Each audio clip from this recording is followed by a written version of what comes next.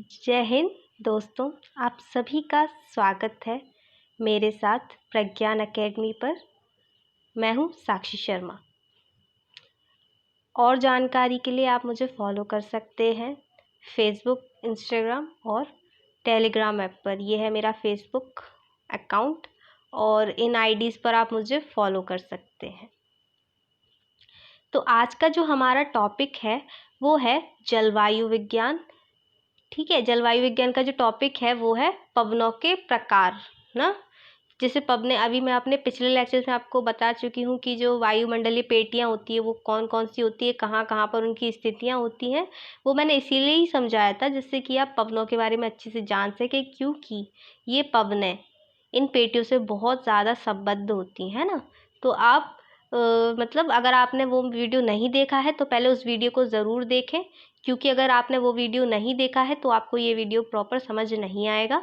तो आपसे एक रिक्वेस्ट है, आप पहले वो वीडियो ज़रूर देखें, है ना। तो आज का जो हमारा टॉपिक है वो है पवनों के प्रकार। ये है पार्ट 1। मैं इसमें इसका कुछ पार्ट ही कवर करूँगी कि एक बड़ा टॉपिक है। इसका जो बाकी पार्ट है तो मैं आगे आने वाले पार्ट्स में कवर करूँगी, आप टेंशन ना लें, वो भी मैं जल्दी ही ले आऊँगी। तो आज हम बात करेंगे स्थायी पवनों के बारे में ना। अब स्थायी पवनें क्या होती हैं, तो देखिए, सबसे पहले तो पवनों को हमने 3 भागों में डिवाइड किया गया है: स्थायी पवनें, अस्थायी पवनें तथा स्थानीय पवनें, है ना। परमानेंट विंड्स, पीरियोडिक विंड्स और यहाँ पर है लोकल विंड्स, है ना। तो इसे हमने इनमें डिवाइड किया गया है 3 टाइप्स में। तो देखिए, अब जैसे हम पहले पढ़ने वाले हैं, आज का जो हमारा टॉपिक है वो स्थायी पवनों से रिलेटेड है। तो अब स्थायी पवनों के बारे में सबसे पहले पढ़ेंगे। तो स्थायी पवनों को देखिए उसकी स्थिति के अकॉर्डिंग, मतलब अक्षांशीय स्थिति के अकॉर्डिंग, पृथ्वी पर आपको पता है ना अक्षांश कैसे होते हैं, तो उसके अकॉर्डिंग उसे 3 पार्ट्स में और ज़्यादा डिवाइड किया गया। परमानेंट विंड है, इसको 3 पार्ट्स में बांटा गया है। पहले उष्ण अक्षांशों से संबंधित हवाएं, जैसे कि हमारा पृथ्वी है, तो उष्ण अक्षांश कौन से होंगे? जो कर्क रेखा है और जो मकर रेखा है उसके बीच का जो क्षेत्र होगा वो उष्ण अक्षांशों में आता है। क्यों? क्योंकि यहाँ वर्ष भर कैसा रहता है, गर्मी रहती है ना, तो इस वजह से उष्ण अक्षांशों से संबंधित हवाएं, है ना। पवनें या हवाएं एक ही चीज़ होती है, लेकिन वायु और पवनों में थोड़ा सा डिफरेंस होता है ना। जो हॉरिजॉन्टल चलती हैं पृथ्वी की उन्हें कहते हैं पवनें, और जो वर्टिकली चलती है उन्हें कहते हैं वायु। ठीक है, ये एक बहुत बेसिक डिफरेंस होता है। तो कई बार लोग इन दोनों चीज़ों को, पवनें और जो वायु से एक ही समझ लेते हैं, लेकिन ये एक होती नहीं है ना। ये एक छोटा सा डिफरेंस होता है। तो देखिए, इसके बाद दूसरा जो बांटा गया वो है मध्य अक्षांशों से संबंधित। जैसे पृथ्वी है, ये हमारे उष्ण अक्षांश से संबंधित है। फिर हमारा जो ये पार्ट है ये क्या है? ये मध्य अक्षांश है ना। ये में जो डॉटेड पार्ट है देखिए, है ना, तो ये क्या है? मध्य अक्षांश। तो उनसे संबंधित हवाएं हो गई। और तीसरा आता है ध्रुवीय पवनें। तो जैसे कि आप सभी जानते होंगे, ध्रुव का हमारा ये नॉर्थ पोल है, ये साउथ पोल है। तो ये जो पेटियां रहती हैं ये कैसी रहती हैं? ध्रुवीय पवनों वाली पेटियां। ठीक है, तो आई थिंक ये चीज़ क्लियर हो गई होगी। अब देखिए, जो स्थायी पवनें, पहले तो उन्हें 3 पार्ट्स में डिवाइड किया गया। उसके बाद में जो ये दोनों पवनें हैं उष्ण अक्षांश से संबंधित और मध्य अक्षांशों से संबंधित, उन्हें भी 2 पार्ट्स में और डिवाइड किया गया है। घबराइएगा नहीं, बहुत ईजी चीज़ है। अगर आप समझेंगे तो आप ज़रूर समझ पाएंगे। और पहले अगर आपको ये चीज़ें समझनी है तो पूरा वीडियो ज़रूर देखिएगा, क्योंकि आधा अधूरा ज्ञान बहुत बुरा होता है ना। तो देखिए, अब पहला है उष्ण अक्षांश से संबंधित हवाएं। तो उष्ण अक्षांश से संबंधित हवाओं में आता है डोलड्रम तथा उससे संबंधित हवाएं, डोलड्रम तथा उससे संबंधित हवाएं। दूसरा आता है व्यापारिक हवाएं, है ना। इनके बारे में अभी हम पढ़ेंगे। उसके बाद आता है मध्य अक्षांश से संबंधित हवाएं। इसमें आते हैं अश्व अक्षांश तथा उससे संबंधित हवाएं और पछुआ पवनें। ठीक है, पछुआ हवाएं, है ना। उसके बाद में जो आती है ध्रुवीय पवनों का कोई ऐसा, मतलब इसे और डिवाइड नहीं किया गया। ध्रुवीय पवनें एक ही होती हैं। ठीक है, तो अब हम आगे बढ़ते हैं। सबसे पहले हम बात करते हैं उष्ण अक्षांश से संबंधित हवाओं की। जैसे पृथ्वी है ना ये हमारी, तो इसमें उष्ण अक्षांश कैसे होंगे? ये जो पार्ट है ना, अब ये जो बीच में देख रहे होंगे आप, ये क्या है? हमारी 0 डिग्री की है 0 डिग्री की मुख्य अक्षांश रेखा, या जिसे कह सकते हैं हम इक्वेटर या विषुवत रेखा या भूमध्य रेखा, जो भी हम कहना चाहें, क्योंकि इसके कई सारे नाम है ना। तो देखिए सॉरी देखिए ये हमारी कर्क रेखा, ये है मकर रेखा। तो इसके बीच में जो ये पार्ट है, ये क्या है, उष्ण अक्षांश है ना। तो उष्ण अक्षांश से संबंधित जो हवाएं हैं उसमें पहले आती है डोलड्रम तथा उससे संबंधित हवाएं। अब जैसे देखिए डोलड्रम पेटी कौन सी होती है, ये हमारी विषुवत रेखा है ना, इसके दोनों ओर 5-5 डिग्री तक, सॉरी, जो 5-5 डिग्री तक का जो क्षेत्र होता है वो क्या होता है, डोलड्रम क्षेत्र होता है ना। अब ये डोलड्रम क्यों कहते हैं, तो इसके डोलड्रम या शांत पेटी क्षेत्र इसे क्यों कहते हैं, देखिए इसके पीछे भी कारण है। पहला है गर्म हवाएं ऊपर उठती रहती हैं तथा शीतल व्यापारिक हवाएं आती रहती हैं। अब ये इक्वेटर है, इक्वेटर पे हमें क्या पता है, इक्वेटर पे वर्ष भर कैसा तापमान रहता है, ऊंचा तापमान रहता है, जिससे क्या होती है, पवनें जो होती हैं वो कैसी हो जाती हैं, गर्म होके ऊपर उठने लगती हैं, है ना। ऊपर उठेंगी तो यहाँ पे क्या हो जाएगा, यहाँ पे निम्न वायु दाब का क्षेत्र बनेगा। मैंने अपने पिछले लेक्चर्स में वो चीज़ें आपको बहुत अच्छे से समझा दी हैं। अगर आपने नहीं देखा है, मैं फिर से आपको रिपीट करूँगी, आप वो वीडियोस ज़रूर देखें, ठीक है। तो अब यहाँ पे क्या हो जाएगा, निम्न वायु दाब का क्षेत्र बन जाएगा। निम्न वायु दाब भी मैं आपको समझा चुकी हूँ क्या होता है। मतलब निम्न वायु दाब का क्षेत्र मैं यहाँ पे थोड़ा सा शॉर्ट में समझा देती हूँ दोबारा से। ऐसा क्षेत्र जहाँ पे पवन है उसकी मात्रा कम हो जाए, है ना। यहाँ पे जब ऊपर उठ जाएंगी तो जो पवनें हैं जमीन पे तो नहीं रहेंगी ना, ऊपर उठ चुकी हैं वो, तो क्या है, जो ये क्षेत्र है ये शांत क्षेत्र हो जाता है। कैसे, अब यहाँ पे आएंगे, ये वाली जो आप देख रहे होंगे ना, ये पवनें आ रही हैं, कौन सी पवनें हैं, ये व्यापारिक पवनें हैं ना। इनके बारे में भी अभी हम पढ़ेंगे, तो घबराइए मत, इनका नाम समझ लीजिए। अभी बस इतना याद रखिए कि जो मकर रेखा और कर्क रेखा से बीच में जो मतलब 30 डिग्री, यहाँ 30 डिग्री नॉर्थ और 30 डिग्री साउथ से जो चलने वाली जो पवनें हैं, किस ओर चलती हैं, विषुवत रेखा की, और उन्हें हम क्या कहते हैं, व्यापारिक पवनें। उन्हें व्यापारिक पवनें क्यों कहते हैं अभी हम समझेंगे, है ना। तो पहले डोलड्रम को समझ लीजिए। तो ये पेटी है, अब यहाँ पे क्या है, अब यहाँ पे खाली क्षेत्र बन गया। तो अब इधर से क्या आ रहा है, उच्च अक्षांशों से। अब देखिए उच्च अक्षांश क्या होते हैं, जब इक्वेटर से ऊपर बढ़ेंगे, मतलब नॉर्थ या साउथ में ऊपर की तरफ जाएंगे या नीचे, मतलब ऊपर की तरफ, इसे भी तो ऊपर ही कहेंगे क्योंकि ये भी तो गोल है ना। तो अब क्या है, जैसे जैसे बढ़ते जाएंगे तो ये यहाँ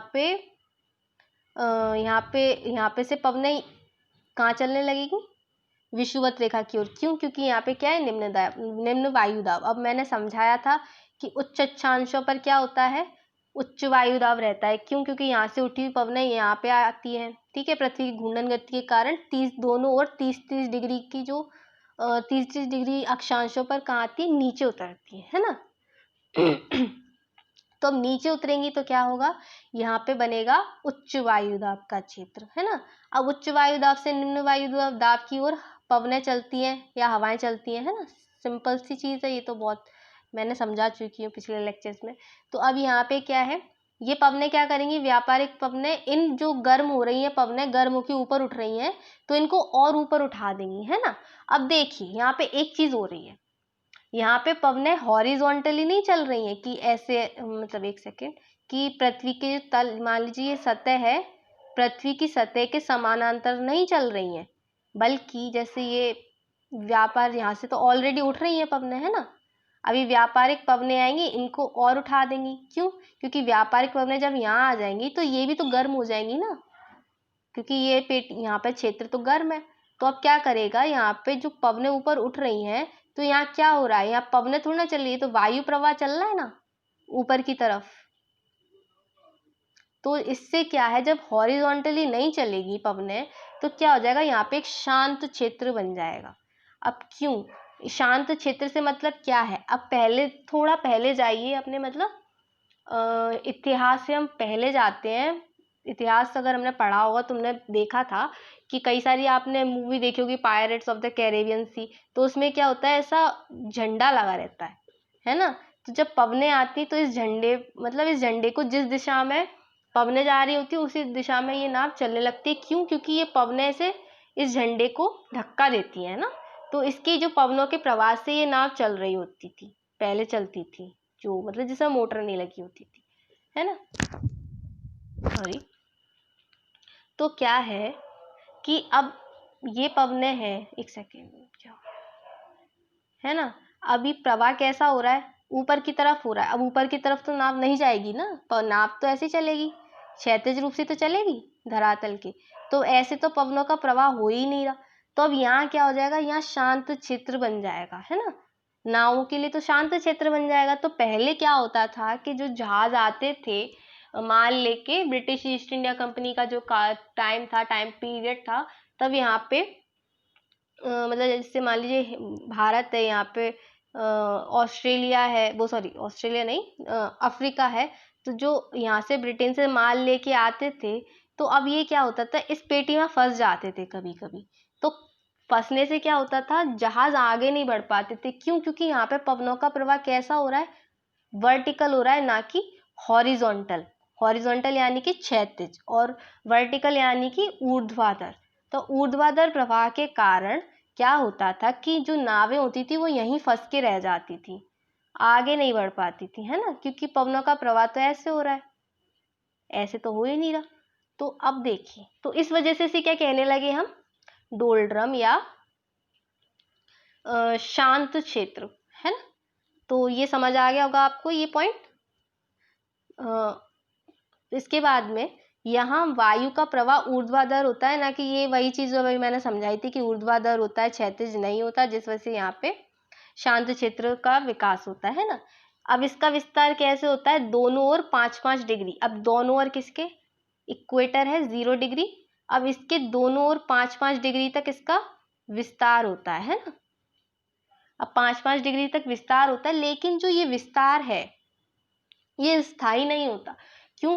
क्योंकि सूर्य की स्थितियां बदलती रहती। सूर्य की स्थितियां कैसे, आपने सुना होगा कि आज अब सूर्य का उत्तरायण हो गया है, सूर्य का दक्षिणायन हो गया है ना।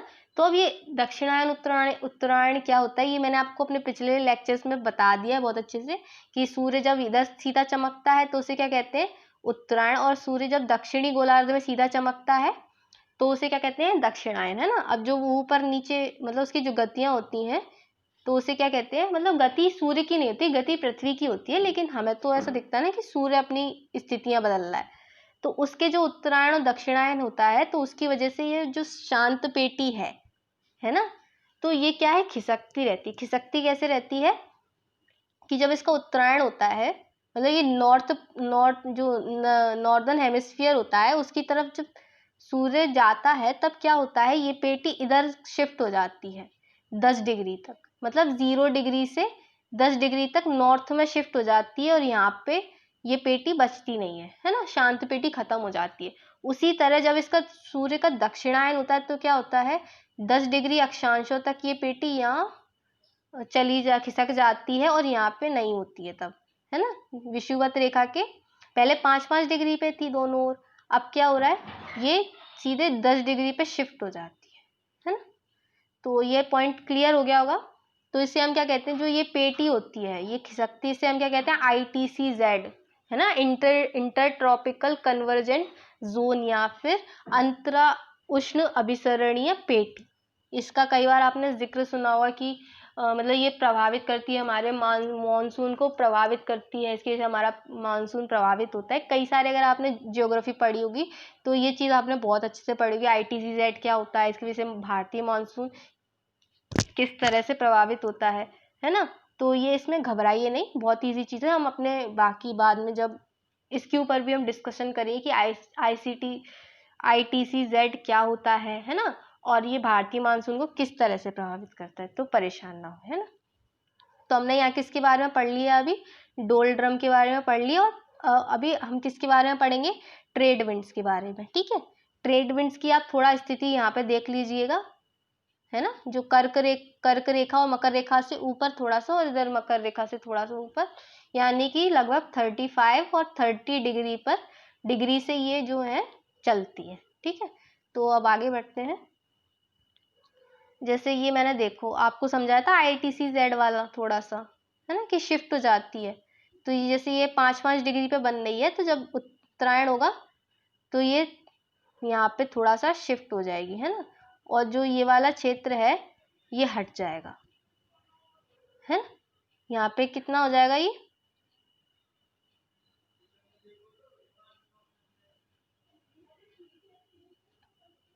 अभी यहाँ से हट गया है तो क्या हो जाएगा, यहाँ पे शिफ्ट हो जाएगा 10 डिग्री पे। ठीक है, ये चीज़ मैं आपको पहले समझा चुकी हूँ, तो आप इतना कंफ्यूज मत होइएगा, बस आप इस चित्र को एक बार देख लीजिएगा ढंग से। तो चलिए आगे बढ़ते हैं। अब पढ़ते हैं व्यापारिक हवाओं के बारे में। अब ये क्या होते हैं देखिए, जैसे अभी हमने क्या किया था, ये हमारी जो उच्च कक्षाओं से संबंधित पवनें थी उन्हें हमने दो पार्ट्स में बांटा था, एक तो डोलड्रम, दूसरा है व्यापारिक पवनें या जिसे कहते हैं ट्रेड विंड्स, क्योंकि व्यापार को इंग्लिश में अपन ट्रेड कहते हैं, तो सिंपल है, समझ रहे होंगे आप इस चीज़ को। तो देखिए अभी हमने यहाँ पे क्या पढ़ लिया था, डोलड्रम के बारे में पढ़ लिया था। जैसे ये मैंने आपको बताया था, हमने डोलड्रम के बारे में पढ़ लिया था। अब हम किसके बारे में पढ़ेंगे, ट्रेड विंड्स या व्यापारिक पवनों के बारे में। तो देखिए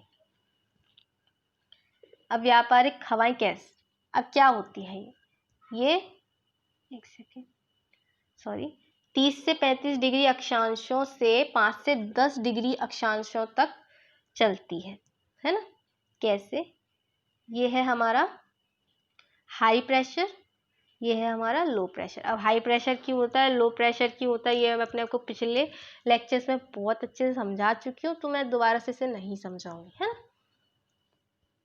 तो क्या होता है कि जो ये पार्ट होता है, ये जो आपको देख, मैंने अभी कर दिया है शेडो, तो इसके इतने पार्ट को छोड़कर ये इतने पार्ट में चलती है ना। ये पार्ट, एक सेकंड में क्लियर कर दूं थोड़ा सा, ये पार्ट और ये पार्ट। अब आप पूछेंगे कि ये पार्ट क्यों नहीं, अरे यहाँ पे तो हमारा डोलड्रम क्षेत्र था ना, है ना, तो इस वजह से क्या होता है, ये थोड़ा सा निष्प्रभावी हो जाता है। तो देखिए अब क्या होता है कि जैसे ये पवने हैं, अब यहाँ पे हाई प्रेशर है, हाई प्रेशर के कारण क्या होगा, और यहाँ पे लो प्रेशर है ना, विषुवत रेखा पे लो प्रेशर है, और जो 30 डिग्री अक्षांशों के समीप या 30 या 35 डिग्री अक्षांशों के समीप क्या हो जाता है हमारा हाई प्रेशर। तो हाई प्रेशर की वजह से क्या होता है, पवने इधर की ओर चलने लगती है। पर आपको यहाँ दिख रहा होगा इस चित्र में कि देखिए पवने कुछ ऐसी दिख रही होंगी आपको, है ना, ऐसी, जबकि पवने तो ऐसी आनी चाहिए। पर आप भूल रहे हैं कि हमारी पृथ्वी क्या कर रही है, रोटेट कर रही है ना, पश्चिम से पूर्व की ओर घूम भी तो रही है अपने अक्ष पर।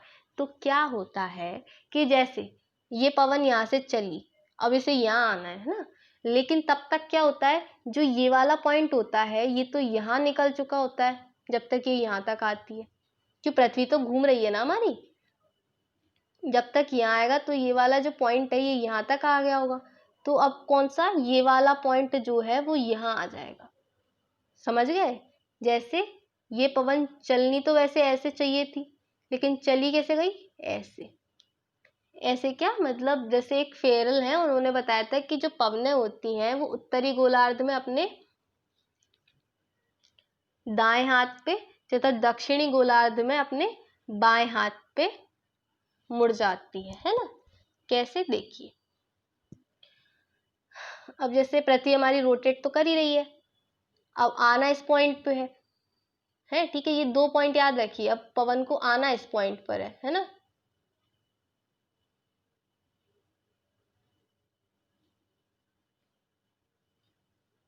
पवन को आना इस पॉइंट पर है, एक सेकेंड, आना इस पॉइंट पे, लेकिन आती कहीं यहाँ आती, क्यों, क्योंकि चल के तो ये इधर आएगी, लेकिन तब तक ये जो ये पॉइंट है ये यहाँ आ गया होगा, है ना, पृथ्वी हमारी घूम भी तो रही है साथ में, और ये पॉइंट है ये यहाँ आ गया होगा, समझ रहे हैं ना आप। देखिए एक ये पॉइंट है, एक ये पॉइंट है ना, कलर चेंज कर लेती हूँ इसका। अब जो ये पॉइंट है, जो ये वाला पॉइंट है ये यहाँ आ गया होगा, है ना, और जो ये पॉइंट है ये यहाँ आ गया होगा, तब तक जब तक ये आएगी यहाँ पे तब तक ये इधर आ चुका होगा। तो मैं इसी चीज को समझाने की कोशिश कर रही हूँ आपको, है ना। तो अगर ऐसे आ जाएगा तो पवनों की जो हम देखेंगे, वो पवन जो ऐसे आनी चाहिए थी, हमें ऐसी आती हुई दिख रही थी, वो हमें ऐसी आती हुई दिखेगी, है ना, क्योंकि जाएगी यहाँ पे, क्योंकि ये पॉइंट तब तक यहाँ आ चुका होगा, तो इस चीज़ को समझिए थोड़ा सा, है ना। आप 3D होके सोचिए रुकिए मत, क्योंकि हमारी पृथ्वी भी नहीं रुकती 1 सेकंड भी, तो आप भी मत रुकिए हमेशा। वो कहते हैं ना कि बहता पानी हमेशा साफ रहता है और जो ठहरा पानी होता है वो सड़ने लगता है। तो कभी ठहरिए मत, चलते रहिए। तो देखिए, ये आपको समझ में आ गया होगा पॉइंट कि मैं ये क्या समझाना चाह रही थी आपको, है ना। अब देखिए, प्राचीन काल में नावें तथा जहाज चलाने में इनसे सहायता होती है। अब मैंने क्या बोला था कि जो जहाज होते थे वो कब चलते हैं, जब हवा हॉरिजॉन्टल चल रही हो, है ना। तो ये कैसी है, हॉरिजॉन्टल ही तो चल रही है हवा, है ना। तो क्या होता था, नाव इनके सहारे पहले चलते थे। तो क्या होता था, जो नाव इनके सहारे चलते थे इसलिए, और उन नावों से क्या होता था, व्यापार होता था। इस वजह से इसे क्या कहते हैं हम, सॉरी, इसे हम क्या कहते हैं, इसी कारण ट्रेड विंड्स, क्योंकि हमारा व्यापार इसकी वजह से हो रहा है ना। तो देखिए, अब नेक्स्ट पॉइंट, ये चीज़ समझ आ गई, कोई बड़ी चीज़ नहीं है। प्रवाह गति इनकी होती है 16 से 24 किलोमीटर प्रति घंटा, यानी कि जो इनकी जो चलने की जो स्पीड होती है वो होती है 16 से 24 किलोमीटर प्रति घंटा, ये इसकी स्पीड होती है। दक्षिणी गोलार्ध में स्थायी होती है और अबाध रूप से चलती है। अब ये दक्षिणी गोलार्ध में क्यों, अब जैसे कि आपको पता होगा कि जो उत्तरी गोलार्ध है वहाँ पे हमारा जो लैंड एरिया है, जो महाद्वीप है वो ज़्यादा है, जबकि दक्षिणी गोलार्ध में ऑस्ट्रेलिया और जो दक्षिण अमेरिका है उसका भी आधा पार्ट है। तो बस इतना सा लैंड है, तो इसकी वजह से ये क्या है, ये पवनें मतलब अबाध रूप से चलती रहती हैं बिना रुके। जबकि यहाँ क्या है, पहले यहाँ भारत आ गया, फिर यहाँ अफ्रीका आ गया, फिर यहाँ दक्षिणी अमेरिका आ गया, इधर पूरा यूरोप है। तो अब क्या ये स्पेस ही नहीं मिल रहा है इसको चलने के लिए।